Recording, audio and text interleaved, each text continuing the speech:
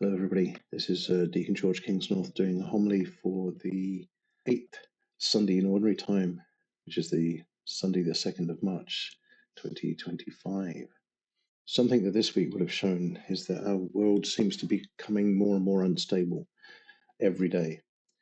And the information that we seem to be receiving quite often seems to be biased depending on where we're getting that from, making it very hard to discern where the truth is coming from.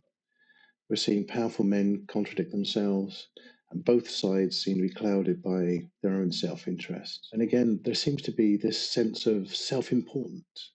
And really, the one thing that, although the word disrespect seems to be coming out, there is a lack of respect for God.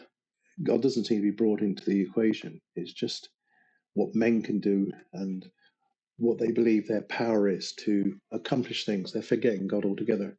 And what we're seeing is effectively disaster after disaster after disaster. So Ecclesiasticus this week talks about that the words that we speak reveal what is in our heart.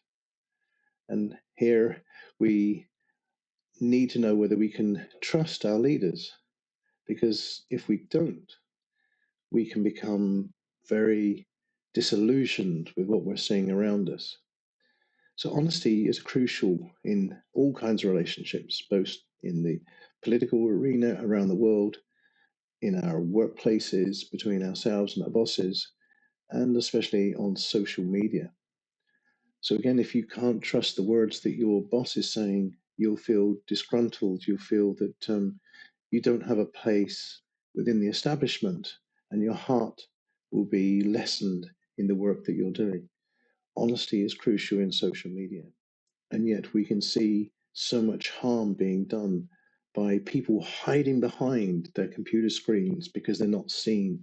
They're using alternate names.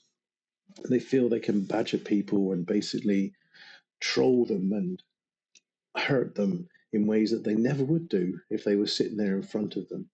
The problem with social media is that if you are nasty with people, you can destroy their lives. And that in itself is wrong. So we have a responsibility to treat others as we wish to be treated ourselves. It's like a golden rule. And that's important. Every single transaction that we have, I say transaction, it's like I'm becoming influenced by the same terminology.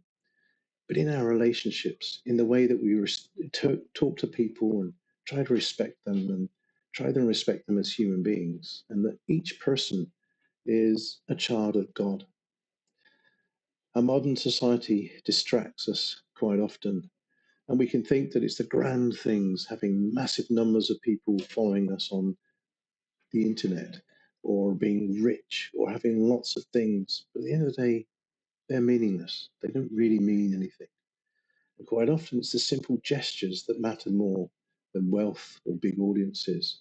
The interactions that we have with our children, trying to teach them and encourage them and nurture them to build up their confidence, to give them a sense of purpose and a sense of direction, and also allowing them to flourish through the talents that they have, what they offer people through their skills and abilities. It may be in music, it may be in sport, it may be just in the way that they work with other people, how they work in teams.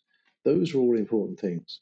And being able to spend time being in the present is a very important part of that aspect, because we quite often could be lost in the past, worrying and fretting about how things have happened, or be too much time planning for the future. And yet, really, what it is that we need to be in the now, in the presence.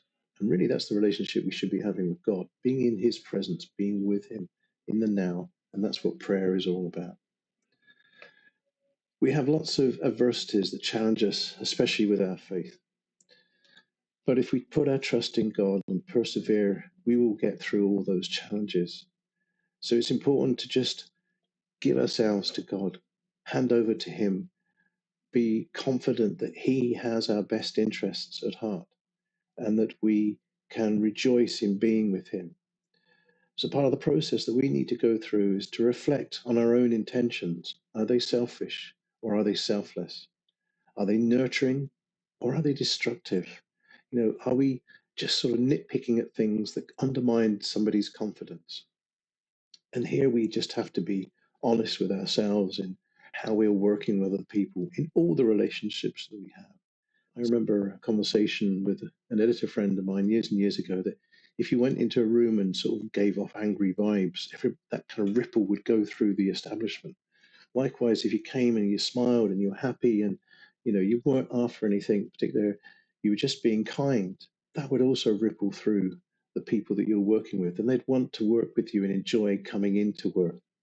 What we're hearing in our first reading is that through the words that we speak, people can see whether we're good or bad. The intentions of our heart are coming through the words that we speak. Do we put God first?